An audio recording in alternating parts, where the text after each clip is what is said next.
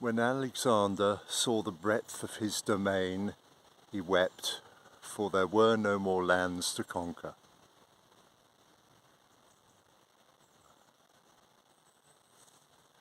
Not my domain,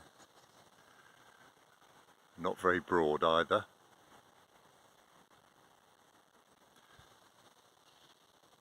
But what is it all about? So what is the object? If we start from the reasonable assumption that life is a bit like a game of Monopoly, it's all about ending up with all the stuff and being able to control everything, because obviously the people who end up with all the money do call the shots. I mean, some of their individual fortunes exceed the GDP of a country like Bulgaria, for instance. That gives you a fair bit of clout.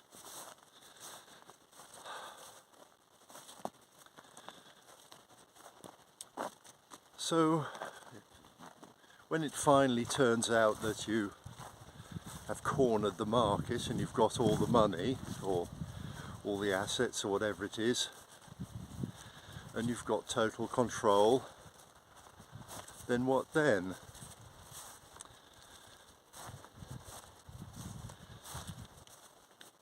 It may be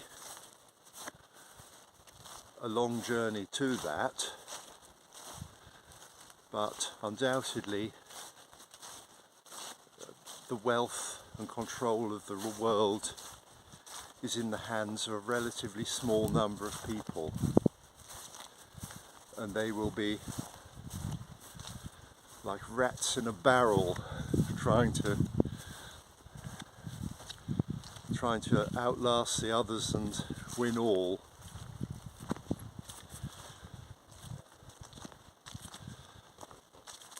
You might say, well, oh, they're doing it for us. It's a sort of they know what's, or somebody believes they know what's best for us, and you know, they want to create a perfect world in the image of their idea of what's best for us. Now, I have my doubts about that. I think that any of us, unopposed, would ultimately become tyrants, because we'd inevitably believe that everything we thought was right. Nobody would ever dare put us right. So it's this thing about talking truth to power. Well, I think the evidence so far is that power gets away with it to a large extent. I've made references in earlier videos to the field as something in which is intelligent, and in which we live, and also reference to a spiritual life and the possibility of spiritual entities.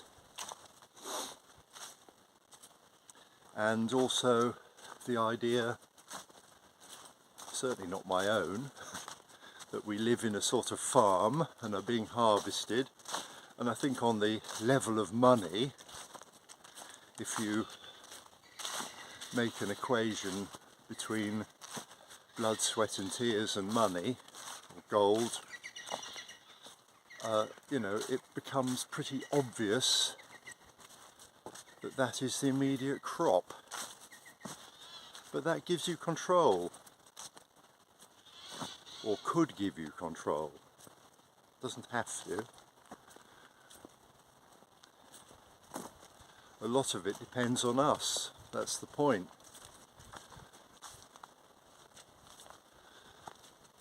So, what is it that we are really being farmed for. I mean, you know, making that assumption, starting from that idea, which may be totally wrong, but I think the facts to some extent do support it. So a lot of it is about, a lot of that money or wealth, I ought to come up with a single term really. Let's just call it gold, because gold is in some way symbolic. It's symbolic of wealth, and it is more or less the one thing people agree on as being a measure of wealth. But you know, I include all other things in that, and with it comes control.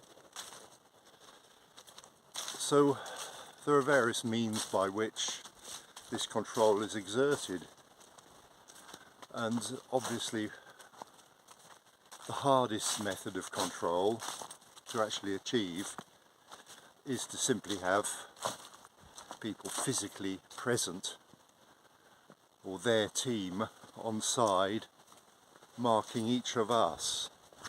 That's very labour intensive.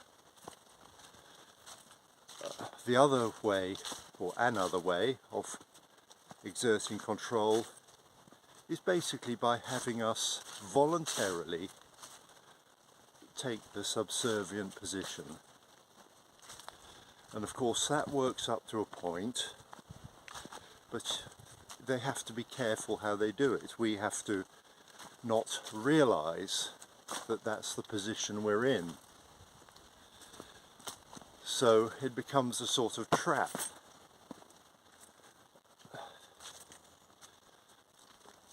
I mean, on one level it's been described as a soul trap, and another level it's just an obvious physical trap. In other words, if you keep the cattle happy, they're not going to break down the fences and escape from the fields.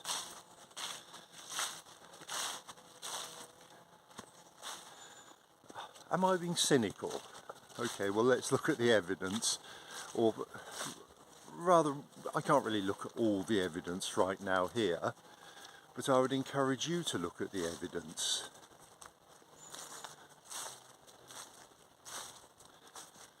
But let's, I would say that over the last few decades, and particularly in the last 5 years or so, I've become very aware of the theatrical aspect of it all. And I think if you watch the world stage at the moment, it's absolutely theatrical. It just doesn't make any sense. It's like a goon show, really.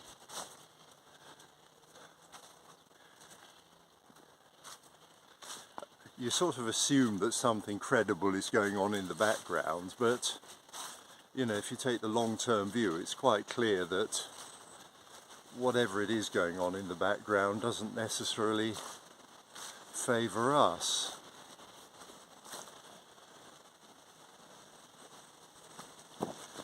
So what is the ultimate harvest? Well, let's look at how they seek to control us first. Information, the media. We can, when it comes to thinking about things, in general, we rely upon the information we have to process, and we draw our conclusions from that. Well, they want to be the supplier of all information. I think we saw this quite clearly in 2020 and forward, when statements were made like,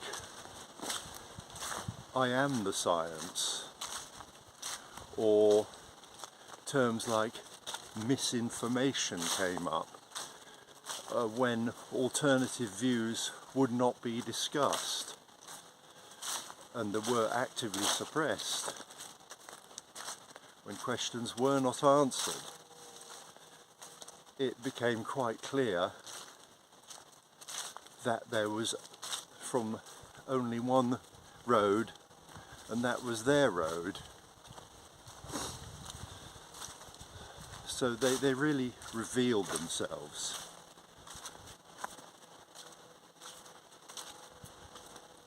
But I mean, when you think about it,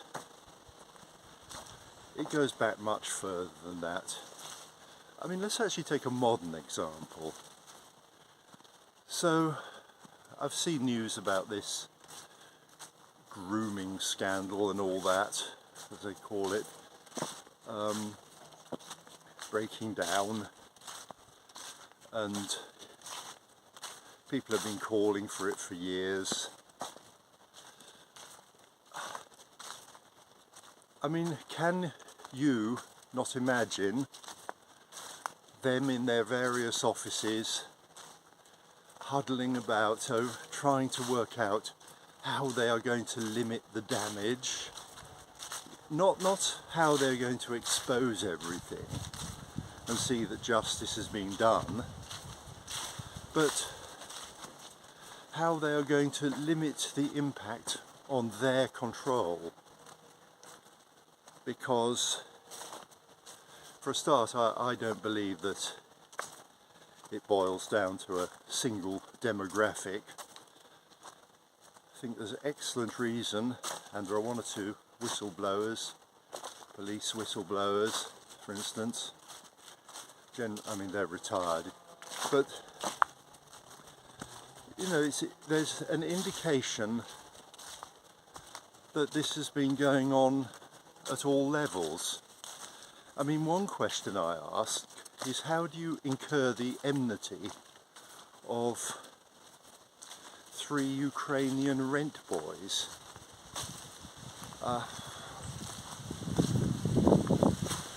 Most of us probably don't know even a single Ukrainian rent boy.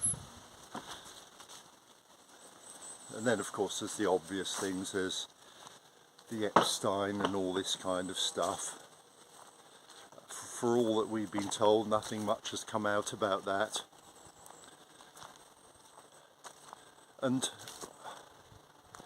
I think any sceptical person might say that anyone who does get, that they're quite prepared to throw their own people under the bus. That, you know, they would make a sacrifice in order to convince us that they were innocent themselves, or that justice had been seen to be done. And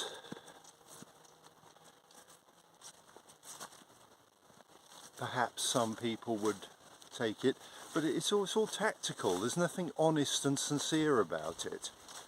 It's not what they really want to happen. We saw 5 years ago how it was all about fear.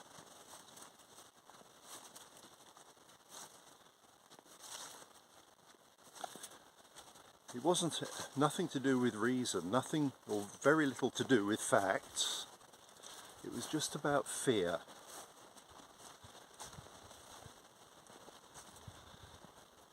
And many people swallowed it. And perhaps many people now regret it. Now they've seen the consequences. It's certainly woken a lot of people up, I think. But doesn't seem to have woken enough up.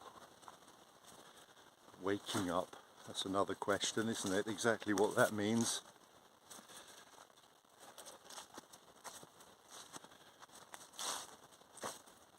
Some people may think I'm being cynical, unkind.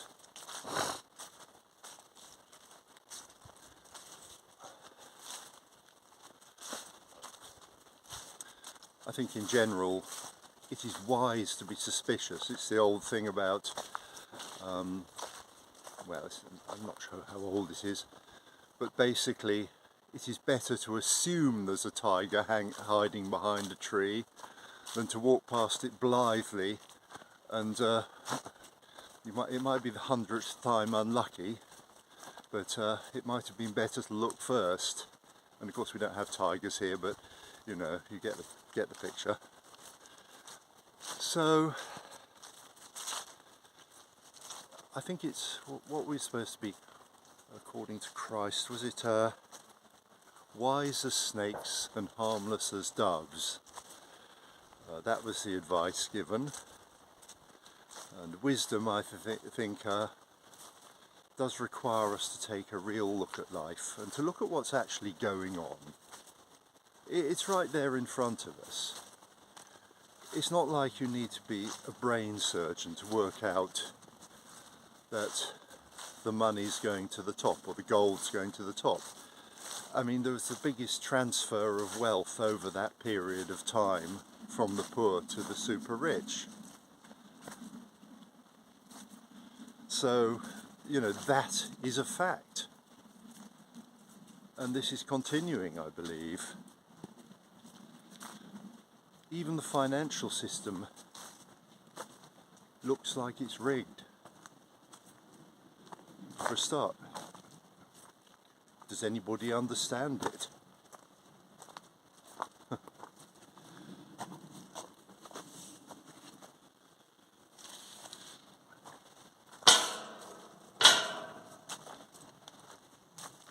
I mean, okay, you look at the criminal organisations which are called criminal, and then you look at the organisations whose way of operating is exactly the same, really.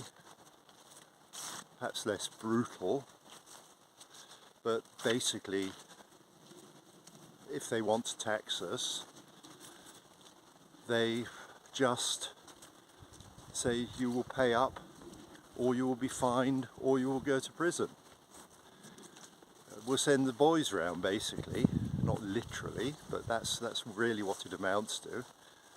And you know, it's sort of claimed that we elected, you know, we voted for these ideas because we put them all in the manifesto for you to see, and you didn't object. But I think most of us probably voted for the least worst, or the party which, on balance, appeared to have broad points with which we agreed. Anyway, this is sort of groundwork, and it's rather basic, really. I think anyone should be able to get to this. But okay, back to the media. The most important thing, I believe, for them is to control what we think. And that's why they put so much effort into this. The media isn't independent, it's owned. I mean, when you're the editor of whatever, you're not really going to go against the interests of the owner, whether that owner is an individual or a corporation. It's he who pays the piper plays the tune. He who pays the piper calls the tune. This is just normal human understanding. So, what is it about our attention? It makes us obedient if we are fooled. But there's more to it than that. If you believe that there is actually a spiritual dimension to it, then you have to look for another purpose, something that isn't quite as basic as that. I'm going to be savaged by a tiny dog. Hello. All right? Hello.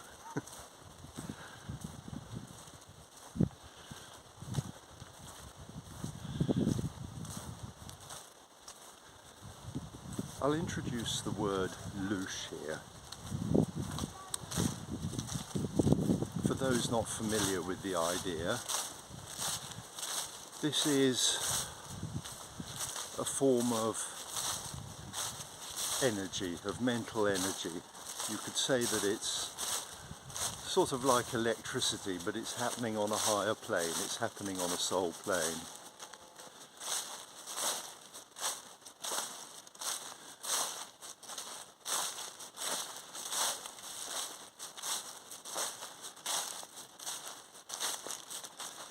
Now, why would anybody want to do that? And is it a human activity? Well, humans may well be involved in that activity, in that they are on the side of whatever entity is at the centre of it. I'm aware, of course, that in looking at it this way, I'm going into the realms where people who don't have this sort of basic belief in life beyond the body, or in existence beyond the body, are just going to totally tune out. It's not going to make any sense. A lot of people sort of would say that they believe that they have a soul and spirit in general, but they've never really thought about it very much. Well, why? It would seem to be something to do with your central core, the core of your existence. And this is what the media does, and all the distractions.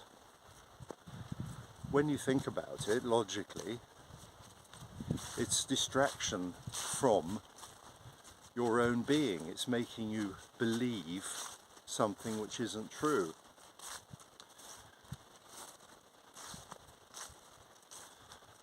I make reference to Rudolf Steiner occasionally, and you know, I have a lot of sympathy with what I've read and studied in connection with his views. He calls it the Ahrimanic deception, Ahriman being his term for Satan. And he sees this world, I think, in a similar way. Not exactly the Matrix, but it's a spiritual equivalent of that. That it's an appearance. So, once again, you may come to the question of why. Why would anyone want to do that? But you also see a chain which links to energy. So, or Loosh. So if you are on board with the notion that at our highest level we are spirit,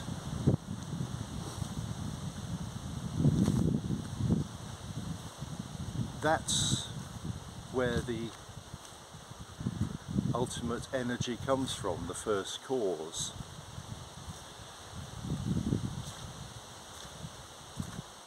People can argue about, you know, which god it was and all that sort of thing, who done it. But if we simply go back to this first cause, where each of us is a spark of the divine, then that's the true creative energy of the universe. And it is against this that certain entities rebelled. So not having access to source, having cut themselves off from it, they can only actually keep their world going by harvesting our energy. There may be other ways of looking at that, but, and by all means look at those other ways, but if we can accept that as a reasonable possibility, we can see that the reason for wanting to attention is so that we can be harvested for this energy to maintain the Ahrimanic deception. I'll just give it that term. It's just the same, really.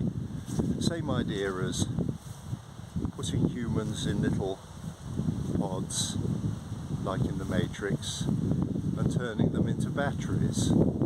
It's just we're not talking about electrical energy. So, I mean, almost certainly that idea was born from the Matrix idea, was born from a sense of this is how the world appears to be working, and this is a technological explanation. Now, in Rudolf Steiner's views, Ahriman is also known as Satan, has to do with the mechanical aspects of, well, a particular interest in technology, shall we say. And if you look at what technology is doing,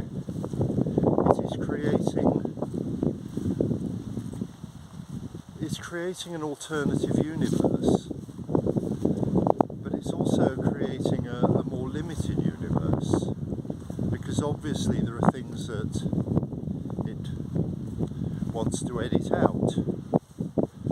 Basically, it's a question of supplanting the true God with both an inferior God, shall we say. It's this sort of Gnostic idea, Yaldabaoth, the false god, or the, what do they call him? Oh, it doesn't really matter. Anyway, look it up. So,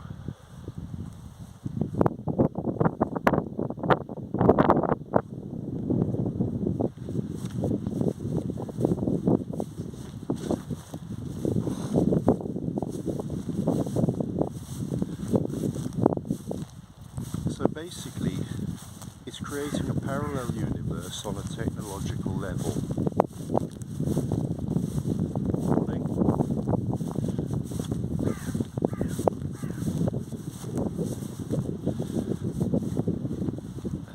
And you know, you might see this in the cloud, for instance, all the data banks and everything, and how we're being entrapped into an artificial world where we will have a digital ID, and our access to that world will be controlled by that. Our access to all the resources we need to live a biological life will be controlled by that. Our very thoughts will be controlled. If we look at the purpose of Newspeak in George Orwell's 1984, the basic idea was to change consciousness such that nobody could ever commit a thought crime. And we can see that this is plainly happening. I mean, occasionally, well, on previous videos, I don't know whether I really have to do this, I'm sort of to some extent copying what I've seen others do, is that they don't name things directly because the algorithm will do something to their video, so they feel the need to do that, and perhaps that's just a sensible precaution to take. And in a way it also shows, on the one hand we shouldn't have to do it, but on the other hand, it also shows how ridiculous it is, because people will always find a way round it. Well, I hope people will always find a way round it, while we remain relatively free. Yes, we will. The problem is, when generations are born into that matrix and simply don't know anything different, then that will not be the case. And that is basically the trap, that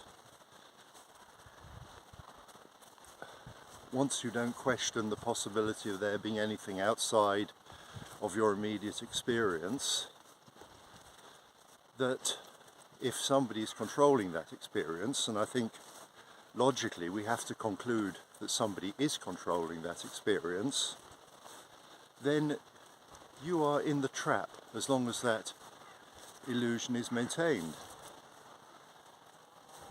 And I think there's no question about it, we are in a trap. But there are levels to this trap. I'm just walking this way because I want to take a quick photo of a scene which I hope to paint. And it's a nice day and it's showing it well, so I'll pause here.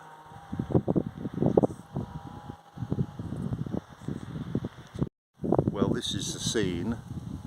Of course the camera pushes it away, so I'd have to compensate for that. I can no doubt zoom in but still I'm not able to do that. We are already deceived.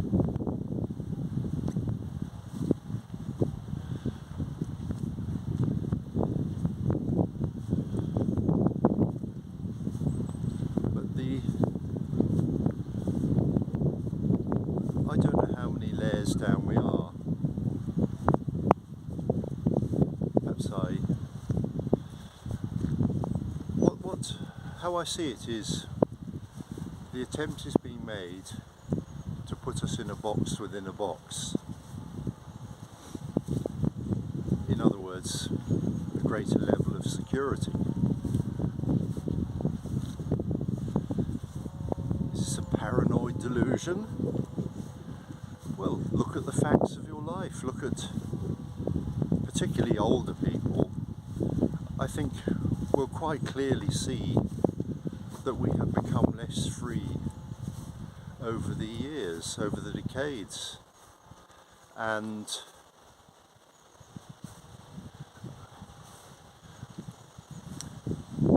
I hate to say nothing seems to get better, because I suspect there are possibly exceptions to that, but in general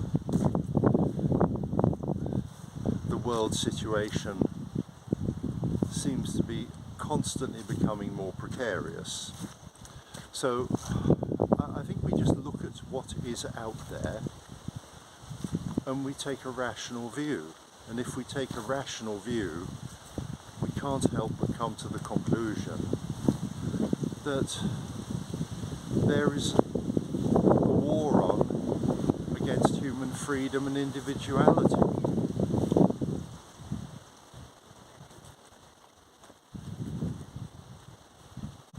I think if we look at our situation, we have to be realistic.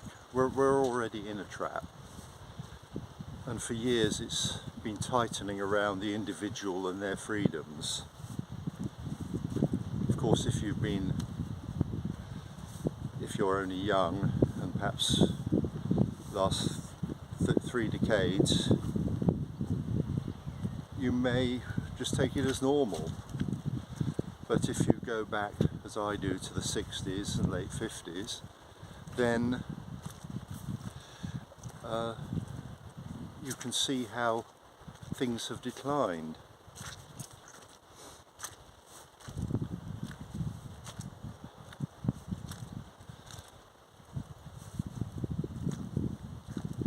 So we have to actually take a realistic view of our situation and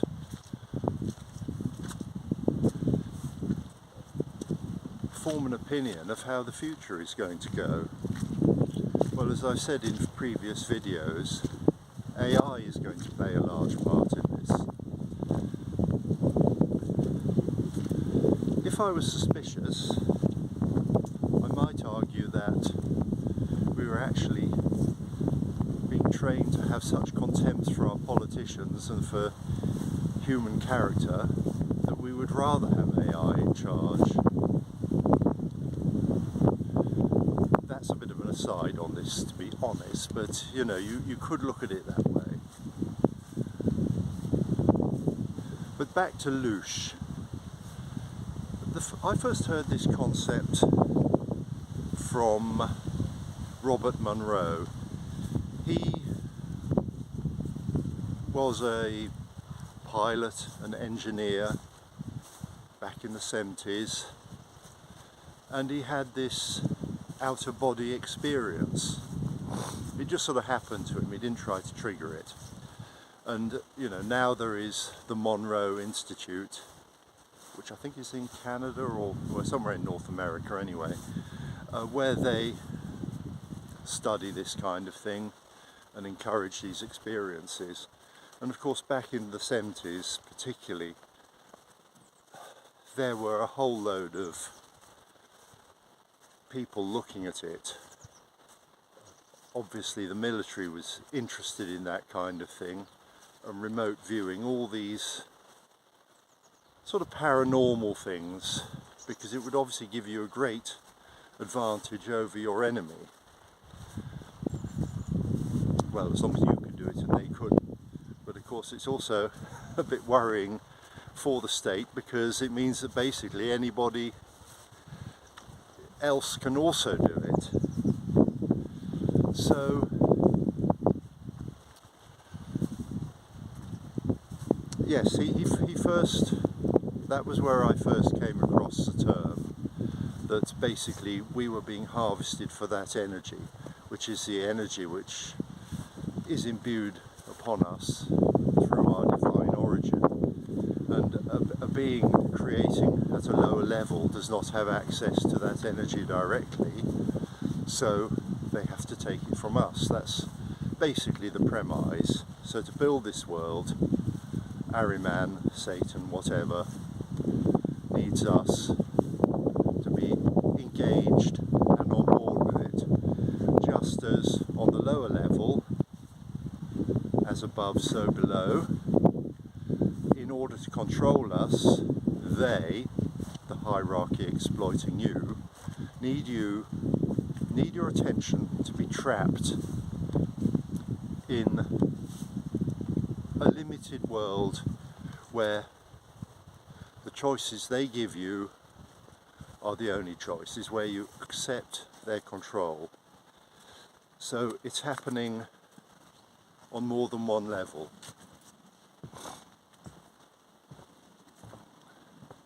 Perhaps that is quite a succinct way of putting it.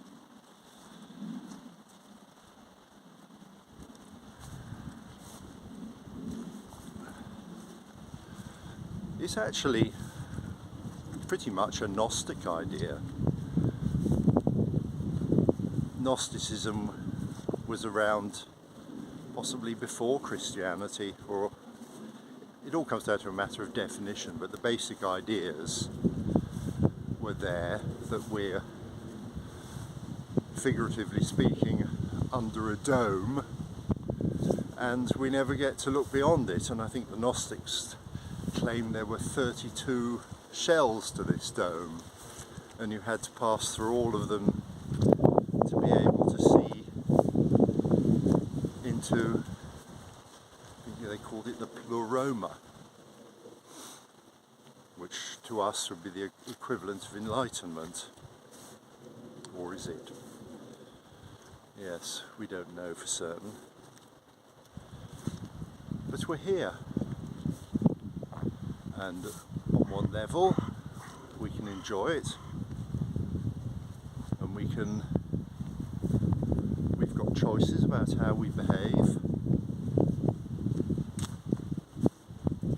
We can be kind to each other, or we can be completely ghastly.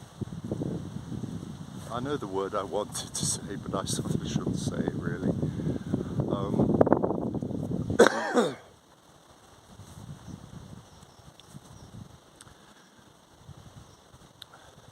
I think that it probably helps to see things in a spiritual way.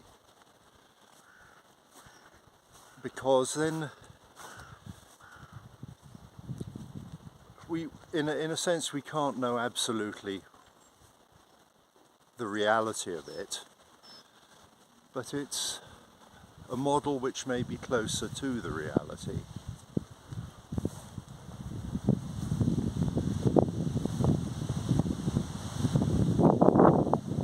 One interesting idea I've come across, and I was in Glastonbury a couple of weeks ago, and I saw books on, for instance, the inhabitants of a DMT experience. So presumably there's some sort of consistency, but I also came across the idea, the report, that some of our tech people and scientists who are having a DMT experience are encountering the same being, which is very interesting. I mean, if it was purely a subjective experience, then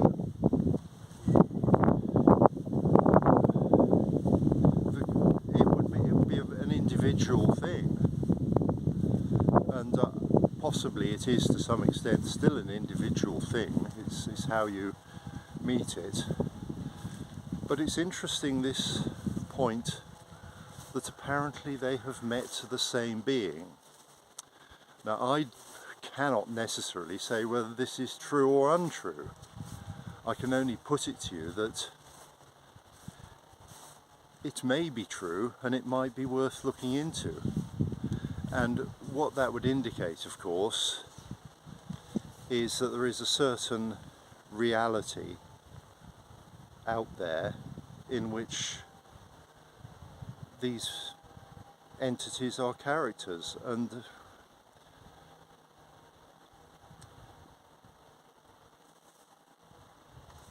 it's not hard to find similar ideas all over the internet.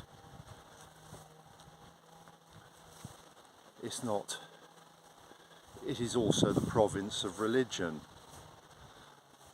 You look at the history of the human race, and quite clearly it has been a thing ever since there have been humans out there. And these beings are specific, so we have to wonder if they are as real as we are, but on another level. They may change their character in a sense, because you might argue that the so-called ETs or aliens bear a striking similarity to what the medieval people might have called demons. So is everybody in every previous generation a complete idiot because they believe these things?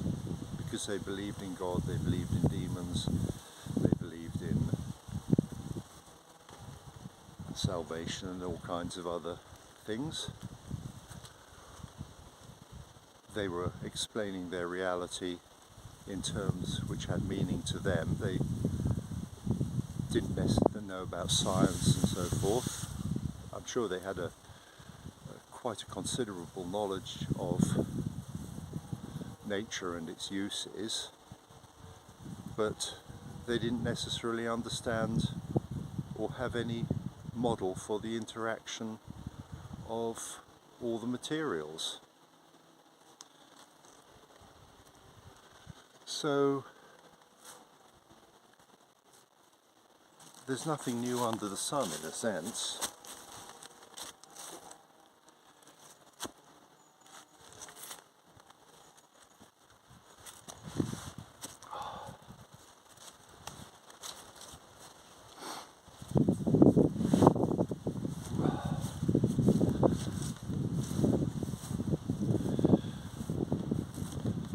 So generations of people have tried to explain the same phenomenon in different ways.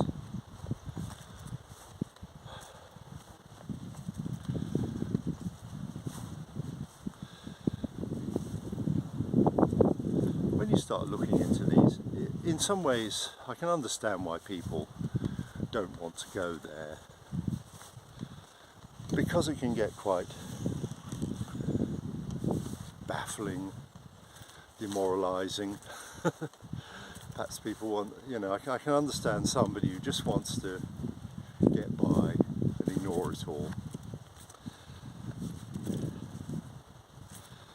But at the moment, on the level of reality which you probably share with me, you'll be noticing how things appear to be working against us. There will be those who will say, don't worry, leave it all up to God, He's got it all sorted out. And I certainly wouldn't poo-poo that notion, but He has always expected people to play their part in it. I mean, if we learn one lesson from, reading scriptures, whether they be biblical or otherwise, it's humans and others who have to play their part in it to make it all happen, to bring about prophecy. I'm just going to scratch my nose, but I don't want to do it while I'm saying something. There. So,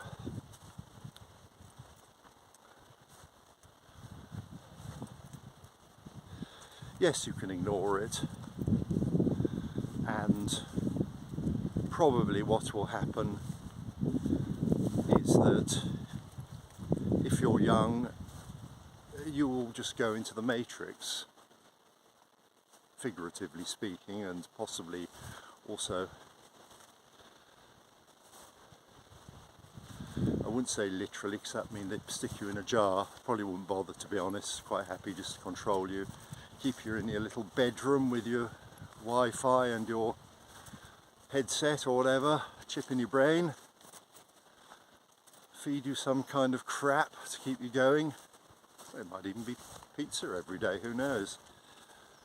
So, and if you're older like me, you probably won't last long enough to see it in this incarnation. Well, there's a key word, isn't it? Incarnation.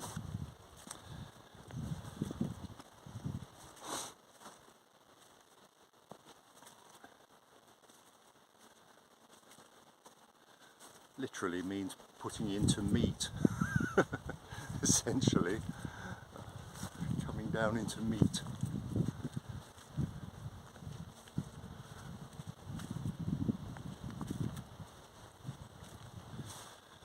So that's going to happen. Well,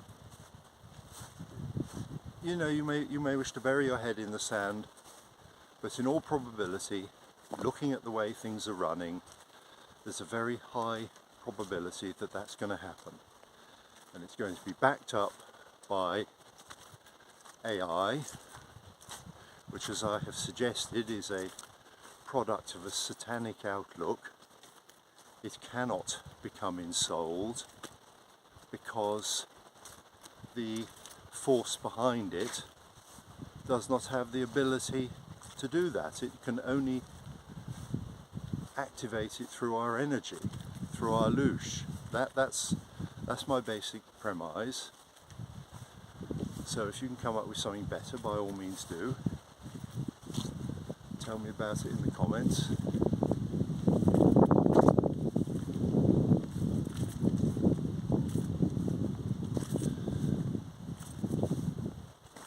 So the way out, as I see it, is through our choices, through retaining our human spark and going with that rather than going with, shall we say, the temptations. Not saying it's easy. I don't even want temptations to be put in, not necessarily the old-fashioned way. The temptations of modern life are ease and convenience and the apparent autonomy of money. And money does give you a lot of autonomy. But, of course, it's a controlled substance.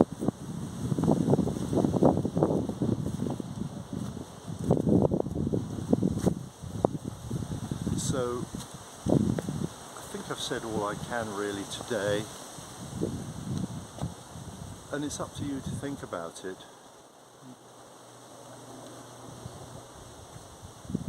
So if you've got this far, thank you, and I'll see you again another day, possibly.